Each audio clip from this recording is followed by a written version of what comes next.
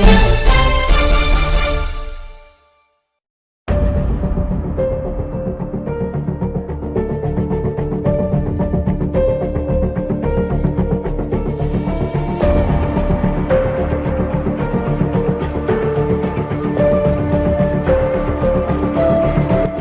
Corona virus को हराने के लिए पूरे देश में लॉकडाउन लगा दिया गया। इसके बाद देश की अर्थव्यवस्था और व्यापार प्रभावित हुआ। अगर हम गौर से देखें तो सबसे ज़्यादा प्रभावित है वो मजदूर वर्ग जो 2 जून की रोटी के लिए संघर्ष करता रहा है। आज हमारे बीच में गुलजार सनमानी राष्ट्रीय अध्यक्ष राष्ट्रीय अति पिछड़ा मोर्चा के मौजूद हैं। हम उनसे जानने की कोशिश करेंगे कि इस लॉकडाउन से किस तरह से मजदूर वर्ग प्रभावित हुआ है।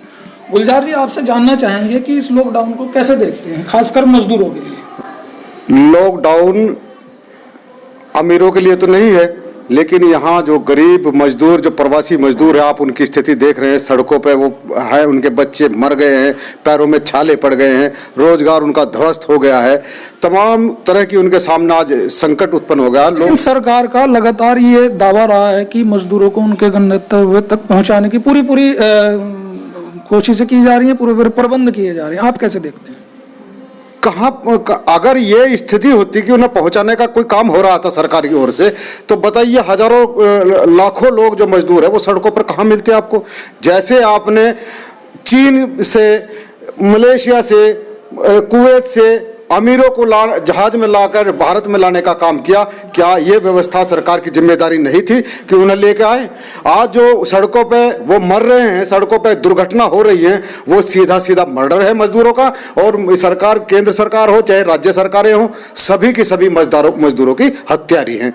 आप अपने संगठन के माध्यम से मजदूरों के लिए क्या एक अपील या क्या मांग करना चाहेंगे सरकार से? मैं राष्ट्रीय अति पिछड़ा मोर्चा की ओर से, हमारे जो संगठन के पदाधिकारी वो भी लगे हैं इसमें, और पूरा राष्ट्रीय अति पिछड़ा मोर्चा के लोग सरकार से ये भी मांग कर रहे हैं कि उनकी जहां जहां लोग हैं वो फंसे हुए हैं, उनको बसें की व्यवस्था करी जाए, उनको ट्रेनों की व्यवस्था करी जाए। हम समझा रहे हैं उन लोगों को जो सड़कों पर चल रहे हैं, उनको भी समझा रहे हैं आप रुक जाइए। खाने की व्यवस्था हम जितनी संभव हो सरकार से करा रहे हैं, NGO से करा रहे हैं। बहुत से यहाँ के व्यापारी, बहुत से पदाधिकारी और संगठन के लोग भी मैं तो बधाई देता हूँ कि यहाँ का जो पुलिस विभाग है सबसे बड़ा काम वो कर रहे हैं। मैं सैल्यूट करता हूँ यहाँ की, भारत की, खासतौर से उत्तर प्रदेश की पुलिस को, कि उत्तर प्रदेश की पुलिस मजदूरों को रोक कर उनको खाना खिलाने का भी काम कर रही, मरहम पट्टी का भी काम कर रही। हो अपवाद है कुछ जगह पे वो लाठी चार्ज कर रहे हैं, लेकिन ये सिर्फ सरकार के इशारों पर हो रहा है मजदूरों का उत्पीड़न। अच्छा, आप इस लॉकडाउन को कैसे देख रहे हैं भारतीय अर्थव्यवस्था और व्यापार की दृष्टि से? क्या देख? व्यवस्था तो बिल्कुल ध्वस्त हो चुकी है।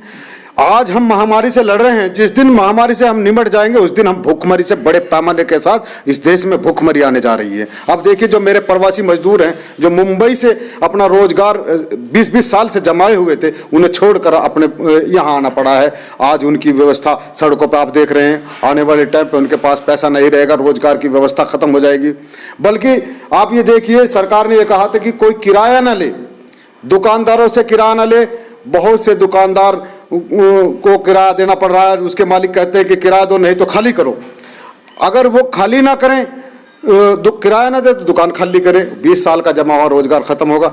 मैं बड़ी अर्थव्यवस्था की बात नहीं कर रहा हूँ, ये छोटे तबके की जो रोजगार की व्यवस्था है बिल्कुल ध्वस्त हो चुकी है। यहाँ उनके लिए कोई रोजगार की व्यवस्था नहीं। मैं समझता हूँ कि बहुत से लोग भूखमरी का शिकार हो रहे हैं। और ऊपर से सरकार ने सामाजिक बुराई को दारू को खोल दिया। आज डिप्रेशन में जो लोग घर में बैठे थे वो दारू पी कर आ रहे हैं, अपनी घरवालियों को मारपीट कर रहे हैं। कई बार मेरे सहारनपुर में भी घटनाएं हो गई। एक पत्नी ने भी आत्महत्या नागल में की है, सिर्फ एक पव्वे दारू के चक्कर में।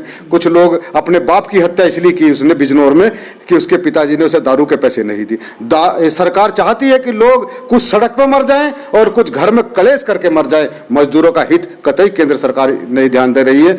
जब दारू चल सकती है तो जो हमारे सैलून संचालक लोग हैं, जो लोगों की सफाई का काम करते हैं, लोगों को जानवर से इंसान बनाने का काम करते हैं, उनकी दुकानें बंद कर दी। उनका कोई राहत पैकेज नहीं। झूठ बोलने का काम हमारी वित्त मंत्री जी कर रही हैं। राहत पैकेज, आखिर ये पैकेज जा कहाँ रहा है? किसी आम व्यक्ति के पास तो ये मौजूद नहीं, किसी किसान को नहीं दिया जा रहा है, मजदूर को नहीं। देखिए, जो सैलून संचालक है, दुकानदार हैं, यदि उन दुकानदारों को कुछ महीने का हम ये कहते ज्यादा नहीं कि 2-2 लाख रुपए उनको लोन देने की प्रक्रिया करें, बिना ब्याज के लोन दिया जाए, ताकि वो व्यवस्था करें। जिस दिन लॉकडाउन समाप्त होगा हम दुकान खोलेंगे और दुकान खोलने के बाद उनको पैसा लौटाने का सरकार। आपके हिसाब से सरकार किस तरह से मजदूरों का भला कर सकती है इस लॉकडाउन के चलते? सरकार को चाहिए कि मजदूरों को का एक जिस तरह 20 लाख करोड़ की व्यवस्था उद्योगपतियों के लिए की है, इसी तरह से एक आपदा राहत पैकेज बनाया जाए और मजदूरों को उनका लोन दिया जाए। हर में 2-2 लाख रुपए, कम से कम एक मजदूर को 2-2 लाख रुपए की आर्थिक सहायता दी जाए, ताकि वो अपना कार्य को मैनेज कर सके और आने वाले टाइम में अपना रोजगार खड़ा कर सके। लेकिन इस तरफ और ध्यान नहीं। मुख्यमंत्री जी कह रहे हैं उत्तर प्रदेश के कि इतने लोगों को रोजगार दे दिया, 21 लाख लोगों को रोजगार दे दिया, इतने लोगों को। आप कहीं भी सर्वे कर ले, मेरे गलियों में सर्वे कर ले, किसी मजदूर से आप पूछ ले किसे आपने पैसा दिया है। जिन लोगों का रजिस्ट्रेशन श्रम विभाग में पहला हुआ है उन लोगों को कुछ को मिल गया होगा, मैं नहीं कहता कि नहीं मिला है, लेकिन बहुत से लोग ऐसे हैं वो अनपढ़ हैं, उनके पास राशन कार्ड तक नहीं है, श्रम विभाग का कार्यालय कहाँ है। इन मेरे गरीब भूखे मजदूरों को इनका पता ही नहीं है इन कानूनों का, तो वो उनको कहाँ से पैसा मिल रहा है? सिर्फ चंद लोग हैं जिनका रजिस्ट्रेशन हुआ है, उन लोगों को पैसा मिला है, बाकी लोग भूखे। इनकी व्यवस्था अलग से अब सरकार को करनी चाहिए। तो ये थे हमारे साथ गुलजार सलमानी जी, जिनका ये कहना है कि जो सरकार है वो मजदूरों पर बहुत ज़्यादा ध्यान नहीं दे रही है। साथ ही उन्होंने मजदूरों के प्रति चिंता भी व्यक्त की है और सरकार से यह अपील और मांग करने का काम किया है कि वो किसी न किसी तरह मजदूरों को राहत दिलाने का काम करे। न्यूज़ 10 भारत के लिए मैं अवनीश कुमार अपने सहयोगी मोहित कटारिया के साथ, सहारनपुर।